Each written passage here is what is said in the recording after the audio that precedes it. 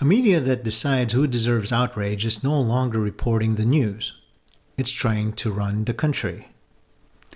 And that's exactly what we're watching happen right now. Folks, let's stop pretending, okay? When activists dress up as journalists and decide it's their job to steer the nation's moral outrage, to tell you who deserves sympathy and who doesn't, that's not journalism. That's dangerous. Journalists aren't paid to be activists. They're not paid to be moral referees or outrage coordinators. Their job is really rather simple.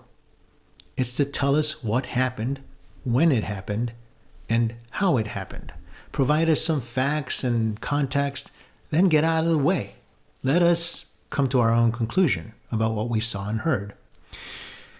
But somewhere along the line, that standard disappeared. It was replaced with selective outrage and selective empathy, selective attention. From the first Trump administration and continuing into the second, every enforcement action was treated like a 5-alarm fire. Every decision framed as unprecedented. And every headline soaked with panic. But when a similar enforcement happened under previous administrations, like, for example, the Obama administration, which included dozens of deaths under ICE custody, there was reporting, sure, but no outrage, no wall-to-wall coverage, no national protests, no moral crusade. So spare me the lecture about this being purely about compassion. It's about who the outrage serves politically. Which brings us to the real problem. You see, when people like Don Lemon walks into a church with a group of activists and disrupts a worship service and then claims, I'm just exercising my First Amendment rights. No, that's just wrong. Sure, the First Amendment protects speech and a free press.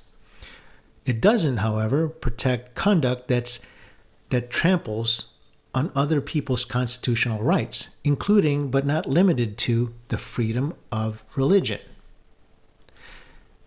Interrupting a church service is not reporting, you see. You get what I'm saying? It's activism. And a press badge is not a hall pass to violate other people's freedoms.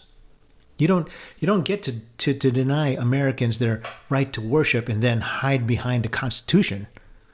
That's not bravery.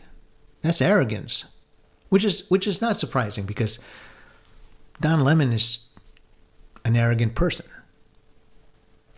And when legacy media sensationalizes these moments while downplaying and ignoring the deaths of innocent Americans that at the hands of the very people that ICE is trying to deport, that's not objective journalism.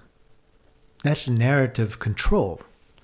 That's emotional manipulation. That's deciding in advance who the public is allowed to care about. And once journalism crosses that line, trust doesn't just erode, it collapses. A free press is essential to a free society. Yeah, I agree. But only if it remembers what it is, or rather what it is not. It's not an activist class. It's not a political weapon. It's not a moral authority. It's a witness of facts, context, and nothing else. And if that sounds old-fashioned, well, good. Because that standard is the only thing standing between a free people and a managed one. And that's my end of week rant. Enjoy the weekend. Think for yourselves. And as always, stay out of the left lane if you can't keep up.